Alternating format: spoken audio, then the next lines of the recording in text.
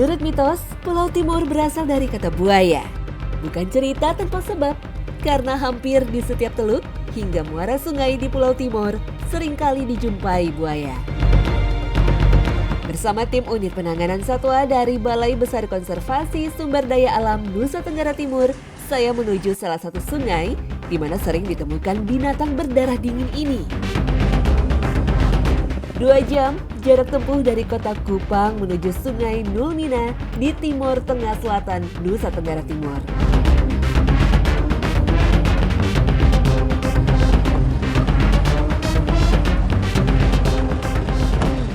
Hari ini saya lagi bersama unit penanganan satwa dari BBKSDA NTT mau menangkap buaya.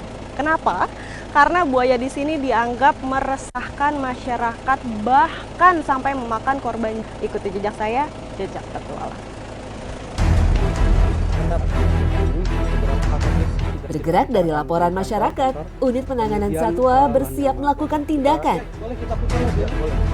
Floating trap atau perangkap apung merupakan alat vital yang digunakan untuk menangkap buaya di area sungai dan teluk. Didesain berbahan dasar metal atau jenis bahan anti karat agar memiliki daya tahan yang lama dan tetap kokoh meski disimpan di air. Sebenarnya ada banyak teknik di sini untuk penangkapan buaya dan ini salah satunya ini adalah perangkap apung. Ini adalah salah satu cara paling aman untuk menangkap buaya supaya dia tidak terluka walaupun buayanya cukup berbahaya, tapi kita tidak boleh melukai dia. Buaya umumnya menempati habitat perairan tawar seperti sungai, danau, dan rawa.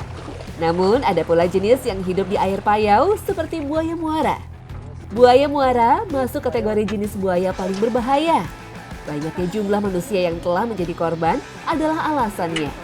Meski begitu, buaya muara kini berstatus terancam punah. Sehingga cara pengendaliannya sebisa mungkin tanpa melukai. Untuk memicu buayanya masuk ke dalam perangkap, di dalam perangkapnya ini dikasih umpan. Biasanya sih kalau di sini dikasih umpannya paha daging babi supaya dia lebih gampang untuk memakan dan gak copot-copot dari atas sini. Dan juga biasanya jeroan sapi itu kan wanginya lebih menyengat. Jadi memudahkan buaya untuk mencium aromanya. Tapi kalau sekarang kita pakainya daging sapi. Semoga aja buayanya tertarik ya.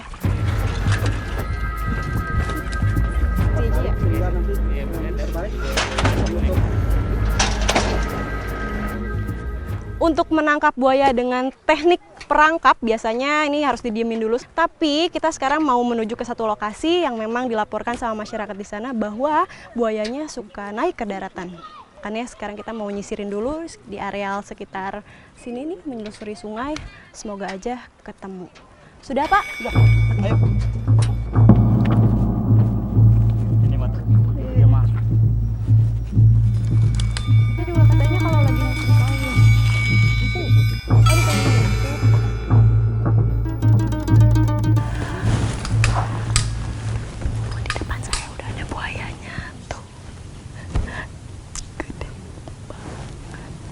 Cuma dia agak, kalau di darat dia bergeraknya agak lamban kalau kata Bapak, jadi lebih amanin dari jarak-jarak seperti ini, dari jarak jauh kita lihat dulu pergerakannya kemana baru kita tangkap.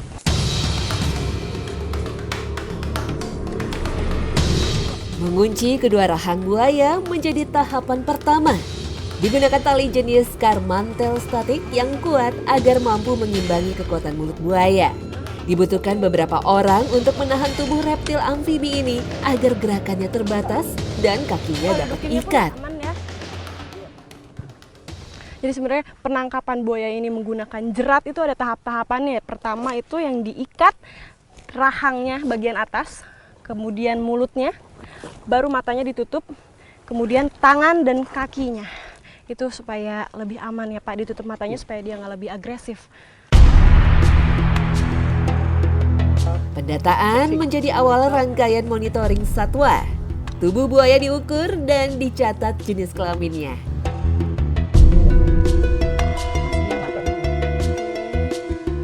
Jantan ya? Jantan ya ini. setelah buaya tertangkap udah diukur panjangnya sekitar 3 meter 7 cm dan jenis kelaminnya ini jantan. Kalau buaya jenis kelaminnya nggak bisa dilihat dari luar, kita harus masukin jari ke dalam sini supaya kalau tahu kalau ini jantan itu seperti ada benjolan, tapi kalau betina itu nggak ada ya. Banyak faktor mengapa buaya menyerang manusia. Buaya bersifat oportunis sehingga sering mencoba semua jenis mangsa. Secara alamiah, buaya mencari mangsa yang lebih besar. Buaya muara juga bersifat teritorial. Mereka akan mempertahankan wilayahnya dari apapun yang mengancam, termasuk manusia. Nah, ini buayanya udah kita dapetin satu, lalu akan dibawa ke tempat penampungan sementara supaya dia aman, tidak terluka. Rusaknya habitat alami buaya muara seperti hutan bakau yang dialihfungsikan menjadi lahan pemukiman adalah penyebab utama buaya mendatangi wilayah dekat penduduk. Dibutuhkan tanggung jawab bersama agar senantiasa menjaga kelestarian alam.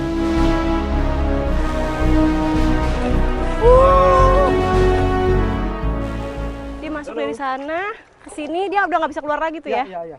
Sistem dari perangkap buaya ini sama seperti perangkap tikus. Jadi ketika buayanya makan umpannya, dia akan menarik, pintu depannya akan tertutup dan dia nggak akan bisa keluar lagi.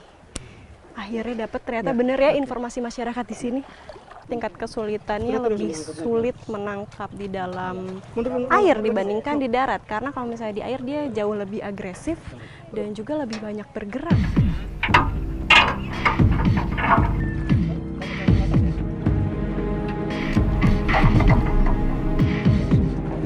Masya Allah. Awas lepas itu.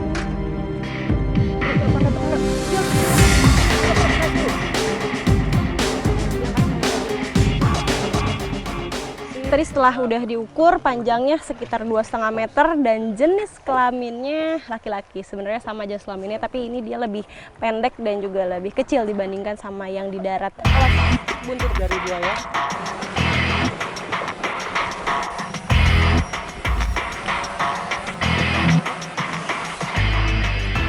Ya sudah tertangkap buayanya. Ternyata sebenarnya buaya ini ditangkap bukan untuk kepentingan pribadi atau memisahkan dari habitatnya, melainkan ini untuk kepentingan manusia sendiri, biar manusianya pun tidak tersakiti oleh binatang dan buayanya sendiri pun tidak disakiti sama orang-orang lain, dipindahkan ke konservasi ke tempat yang lebih aman tentunya.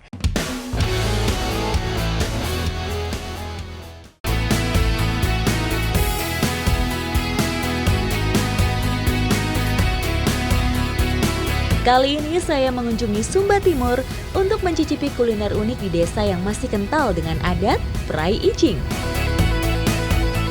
Lengkap rasanya kalau bertualang ke suatu daerah nggak nyobain makanan khasnya. Nah ini sekarang saya lagi mau cari bahannya untuk nanti kita masak, namanya uwi. Jadi yang kita cari itu yang pohon sudah tua. Uwi atau gandum memiliki kemampuan tinggi dalam menyesuaikan diri dengan lingkungan. Saat musim kemarau, ketika tumbuhan pangan lain langka, pada masa itulah tumbuhan liar ini melimpah. Tumbuhan bernama latin Dioscorea hispida ini berbeda dengan umbi lain. Daunnya tidak menjalar ke tanah, melainkan merambat ke pohon di sebelahnya.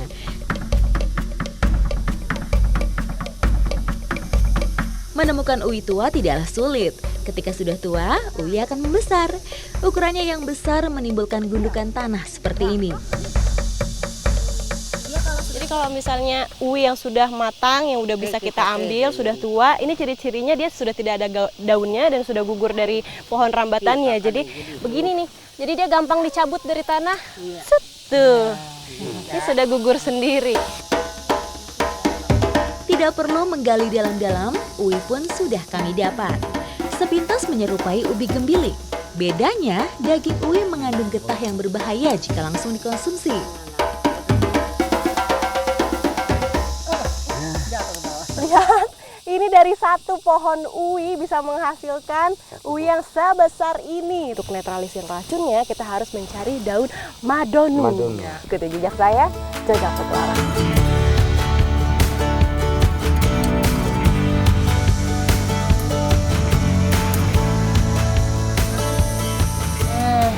dia daun madonu yang kita cari, bentuknya lebar seperti ini. Nah, habis ini kita harus rendam dulu uwinya bersamaan dengan daunnya supaya racun-racunnya keluar dan kita bisa olah menjadi makanan khas di sini.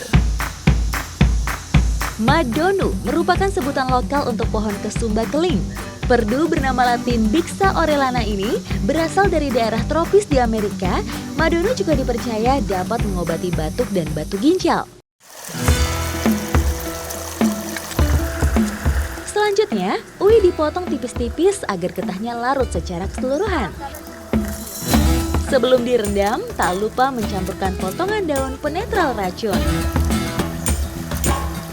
Nah, teknik merendamnya ini harus didiamkan dulu selama 2 malam supaya racun-racunnya keluar terbawa sama arus. Ini juga yang menjadi alasan kenapa harus direndamnya di aliran arus. Nah, ini sudah ada uwi yang udah direndam 2 malam. Untungnya Mama sudah punya persediaan, jadi ini tinggal kita ambil lalu mau langsung bisa kita olah. Setelah proses perendaman, potongan uwi harus dijemur terlebih dahulu. Sebab uwi hanya bisa diolah ketika sudah benar-benar kering. Nah, untuk kita menjemur uwinya ini membutuhkan waktu sekitar 3 hari kalau panasnya lagi kemarau. Dan ini di sebelah saya sudah ada yang dijemur sekitar 1 minggu. Ini sudah kering sekali dan ini bisa kita olah menjadi masakan khas di sini. Ikuti jejak saya, Jajak Petualang.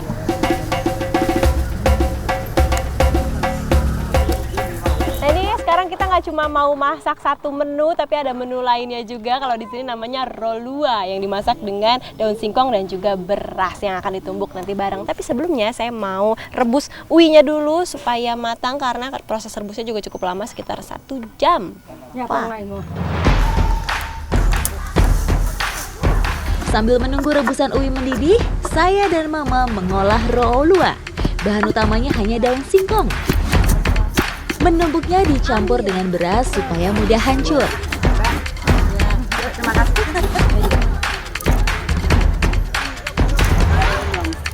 Agar lebih gurih, kedua olahan dicampur santan kelapa. Membutuhkan waktu 1 jam hingga masakan ini matang. Saya udah nggak sabar untuk nyobain rolua dan juga uwi. Begitupun dengan Mama dan juga Mama sudah tidak sabar toh. Ayo, mulai. Untuk rasa dari rolluanya ini, mungkin karena saya kurang terbiasa, jadi saya masih aneh, agak-agak gimana gitu sama rasanya. Jadi mungkin ini terlalu banyak bawangnya ya Mama ya. Rolua adalah kuliner khas Sumba yang biasa disantap masyarakat sehari-hari karena tanaman singkong tumbuh melimpah di sini. Ini saya nggak bisa bohong, rasanya enak banget, ngingetin saya sama kolak.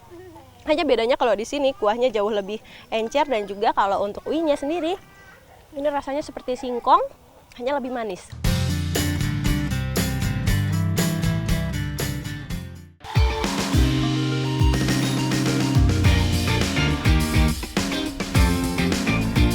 Tak hanya sebagai tempat mencari makan, Pulau Rote, Nusa Tenggara Timur merupakan surga bermain bagi kerbau-kerbau liar. Hektaran padang rumput menjadi alasannya. Salah satunya yang terdapat di Oe Bafok, Rote Barat Daya. Ya, kerbaunya pemalu nih, jadi susah. Kayaknya kita mau cari yang di daerah sana lagi deh. Itu masih banyak soalnya kerbau di sana. Selain sebagai hewan ternak, sejak dahulu kerbau telah menjadi simbol kemewahan bagi masyarakat Oe Bafok. Tak hanya daging, masyarakat pun memanfaatkan hasil susunya sebagai olahan kuliner yang khas. Nah, nanti kita ke rumah Bapak dulu sambil nunggu semua kerbaunya pulang ke rumah. Habis itu ada olahan khas nih dari sini.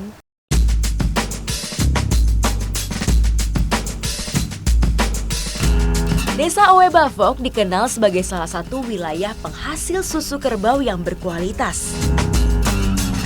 Liarnya kehidupan kerbau di perkampungan ini membuat proses pemerasan susu tak semudah yang dibayangkan.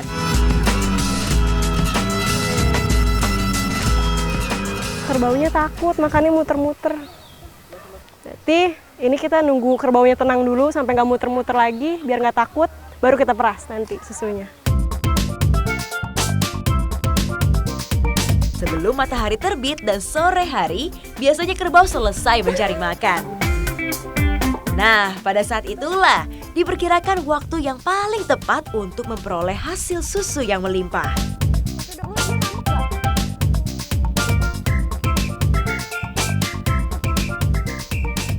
Nah ini susunya udah terkumpul, mau saya kasihin ke ibu nanti buat dimasak. Saya ke rumah dulu.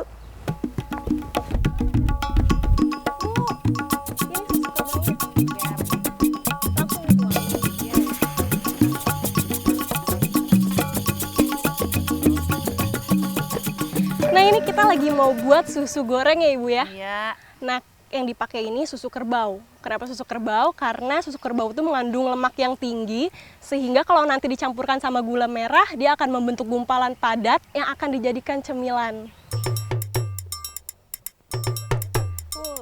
Tak hanya dikonsumsi dalam bentuk susu segar, masyarakat Oe Bafok sering mengolahnya menjadi panganan lezat. Susu goreng, kuliner andalan masyarakat Rote Barat Daya. Nah ini ada yang unik juga dari cara masaknya. Kalau misalnya diaduknya terlalu kencang, nanti dia nggak akan membentuk gumpalan ya ibu ya. Tapi kalau misalnya kita pelan-pelan dan satu arah, baru dia baru mau gumpal.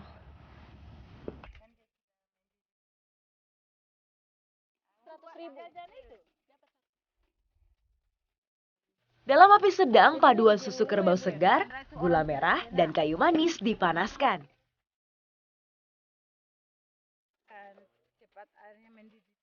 Nah ini kita mau bikin olahan kedua dari susu kerbau, yaitu puding ya mama ya.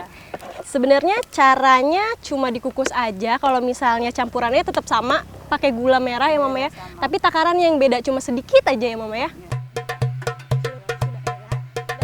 Puding susu kerbau atau masyarakat Oe Bafok menyebutnya flak. Berbeda dengan olahan susu yang digoreng, flak diolah dengan cara dikukus.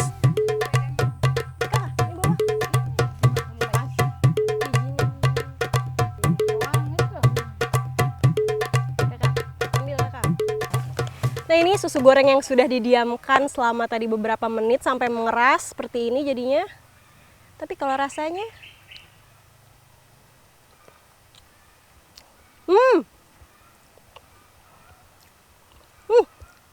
Enak. rasanya sama banget kayak karamel, tapi di sini ada gurihnya mungkin dari susu kerbaunya yang menghasilkan rasa gurihnya itu dicampur sama apa tadi? Gula. merah. Gula merah. Jadi perpaduan yang luar biasa enak. Mama, ambil dong. Makan dong, kakak juga. Susu kerbau ataupun olahannya baik dikonsumsi karena kaya akan protein, vitamin, dan mineral. Kandungan kalsiumnya yang tinggi sangat bagus untuk pertumbuhan tulang dan gigi. Cocok banget buat sore-sore begini ya mama ya. Campur sama roti. Nah ini dia yang kukusan tadi, kukusan pudingnya. Bentuknya kalau dilihat kalau sudah jadi tuh kayak putih telur yang direbus ya mama ya. Kayak gini tuh, ada gelembung-gelembungnya. Tapi rasanya, coba lagi mama. Kayak santan tapi ada rasa manisnya dari gulanya. Enak juga mama. Memang susu kerbau ini banyak manfaatnya. Nah kayak masyarakat di sini meyakini bahwa susu kerbau ini bisa memperlancar ASI ibu yang sedang menyusui. Atau buat orang-orang yang mau menggemukkan badan, nah ini cocok banget karena memang kandungan lemaknya tinggi dan banyak protein, enak juga.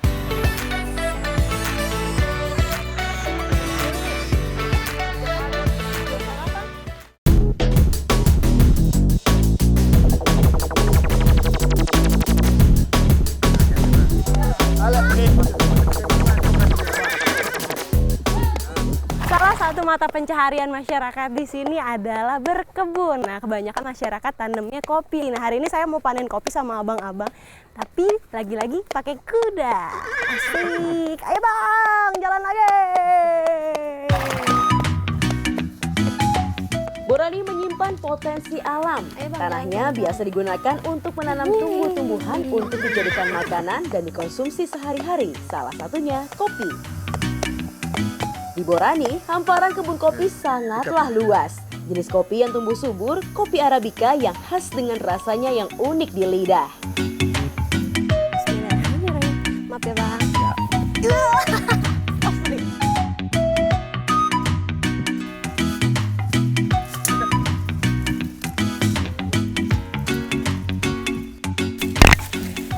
Ini yang lagi saya petik itu adalah pohon kopi Arabica jenisnya, dan biasanya ini tumbuhnya di sekitar pegunungan yang memang udaranya sejuk dan juga dingin. Flores terkenal sebagai salah satu daerah penghasil biji kopi. Biji kopi Arabica bernama latin Coffea arabica ini favoritnya masyarakat Kecamatan Bajawa. Faktanya, biji kopi Arabica merupakan jenis pertama yang ditemukan dan dibudidayakan manusia hingga saat ini. Ini yang sudah kemerahan dan juga kalau dilihat bentuknya mirip sama ceri. Bijinya juga katanya sih lebih besar dibandingkan sama robusta. Coba dilihat ya. Bang, ini bisa dimakan gak sih?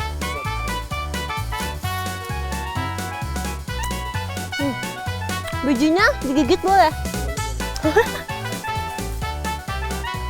Keras. Tapi ini rasanya manis.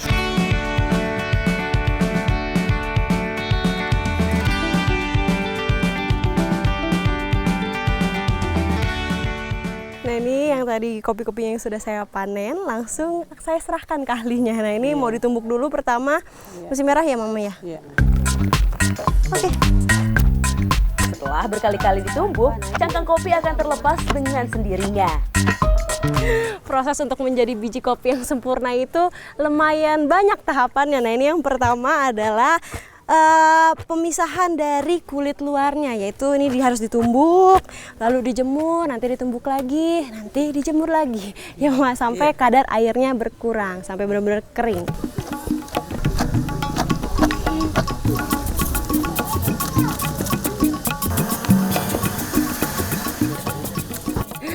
Setelah tadi sudah ditumbuk, nah ini langsung proses penjemuran. Penjemurannya ini memakan waktu sekitar 3 hari kalau mataharinya bagus.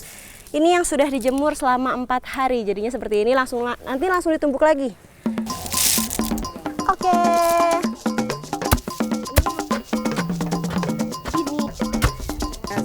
Oke.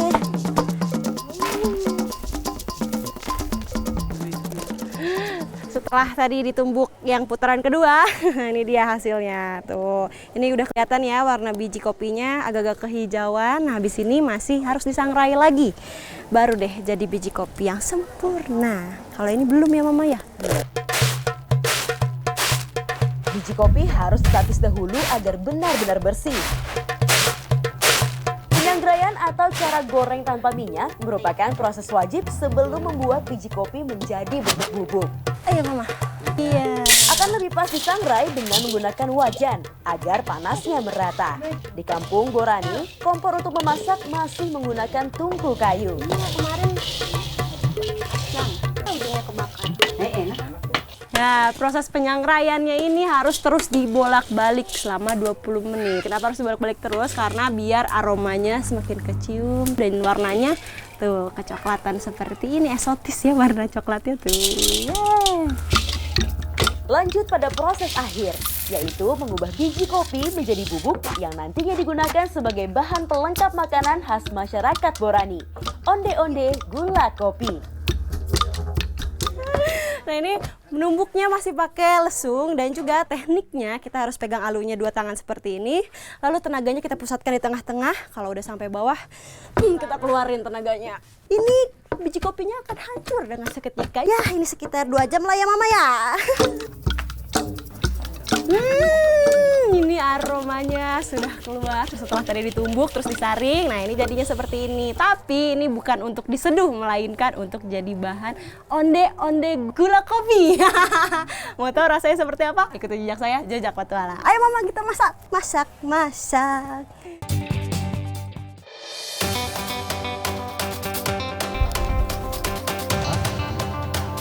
Banyak inovasi yang dihasilkan masyarakat Borani dalam mengolah bubuk kopi.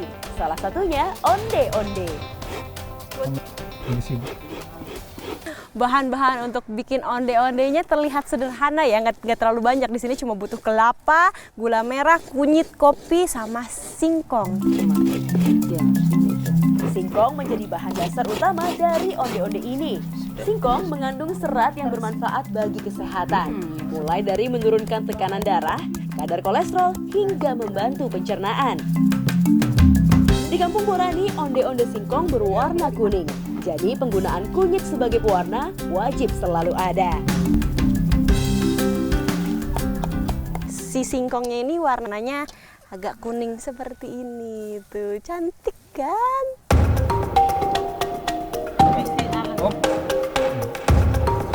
Bubuk kopi menjadi isi dari onde-onde ini. Tidak perlu cetakan khusus untuk membuatnya. Hanya dengan kepalan tangan, onde-onde siap dimasak.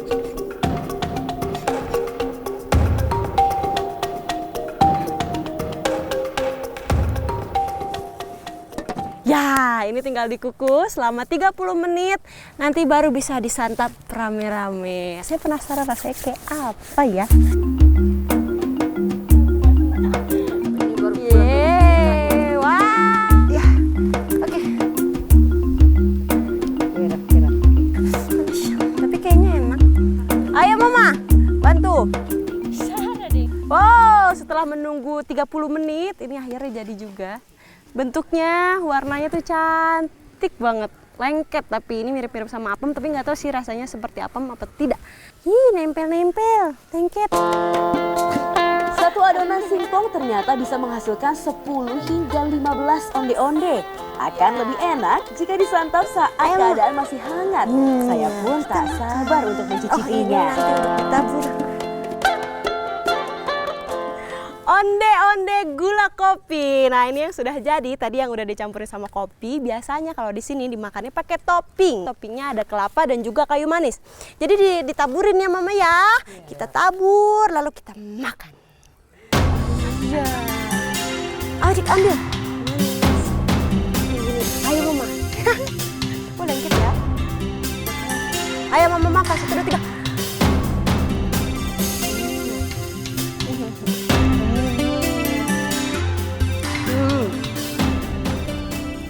Ini rasanya sangat unik di sini.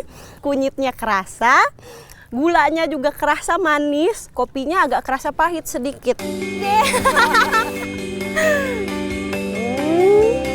Kamu tambah lagi Kak. Lezat, enak, juga nikmat, mengenyangkan. Ikuti jejak saya, Jajak Petualang.